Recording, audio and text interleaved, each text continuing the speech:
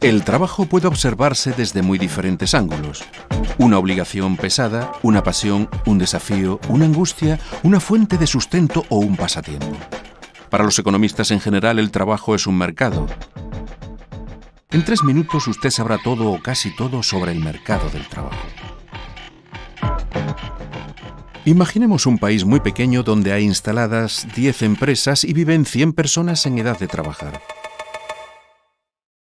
De esas 100 personas, 56 son parte de la población activa, es decir, trabajan o buscan empleo.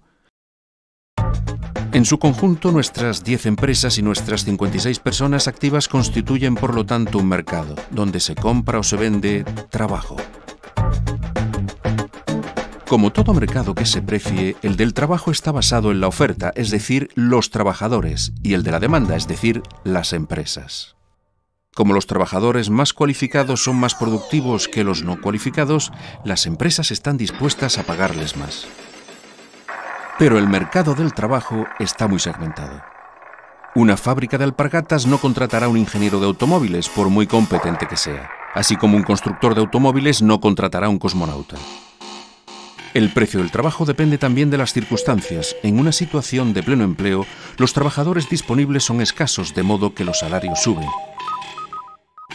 En periodos de desempleo, por el contrario, la oferta de trabajo se hace sobreabundante y los salarios bajan. Pero volvamos a nuestro mini país, donde una parte importante de la población activa trabaja en minas de arponio. Los mineros ganan bastante, hasta el día en que se inventa el arponio sintético. Bruscamente la actividad de las minas cae espectacularmente, el desempleo aumenta y pronto son 5 los parados, es decir, casi el 9% de la población activa. Nuestro minúsculo mercado de trabajo es inundado por esos 5 desempleados que necesitan trabajar, pero cuyas competencias han pasado a ser obsoletas. Aceptan entonces puestos de trabajo con salarios muy bajos y pasan a ser trabajadores pobres, personas que tienen empleo pero cuyo sueldo no les alcanza para llegar a fin de mes.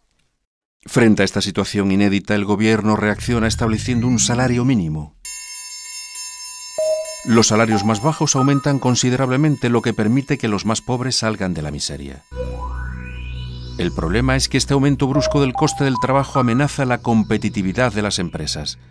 Si no quieren aumentar sus precios, deberán ahorrar. Por ejemplo, sustituyendo por máquinas a algunos asalariados o deslocalizando la producción hacia lugares donde la mano de obra es menos cara. El salario mínimo mejora la situación de algunos, pero puede provocar que otros queden desempleados. ¿Qué hacer?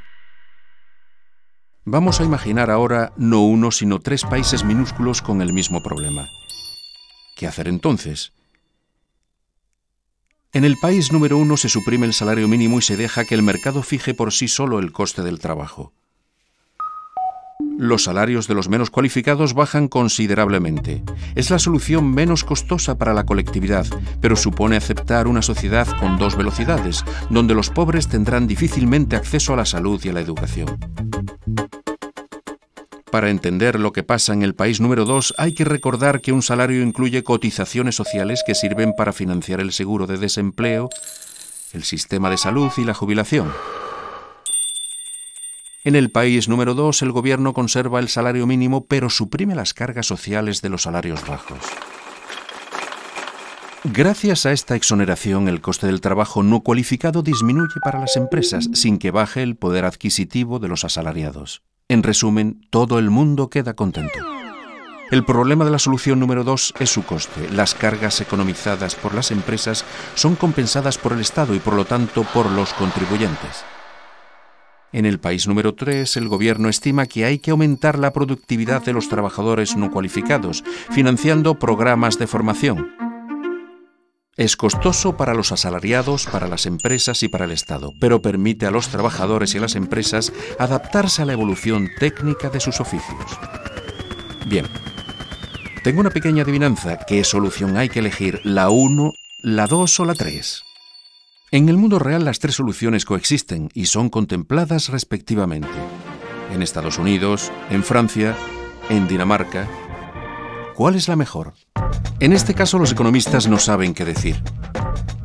Es particularmente difícil evaluar los efectos a largo plazo de las políticas públicas. ¿Qué cifras deben tomarse en consideración? La tasa de desempleo, el desempleo de larga duración, la productividad. Y además, más allá de las cifras, estas diferentes soluciones provienen de la historia nacional, de modelos económicos y de diferentes opciones políticas. Dado que el mercado del trabajo ocupa un lugar social y humano con un significado particularmente profundo, no es un mercado homogéneo. Varía mucho de un país a otro. En el fondo, el trabajo es un mercado de acuerdos, pero es también muchas otras cosas.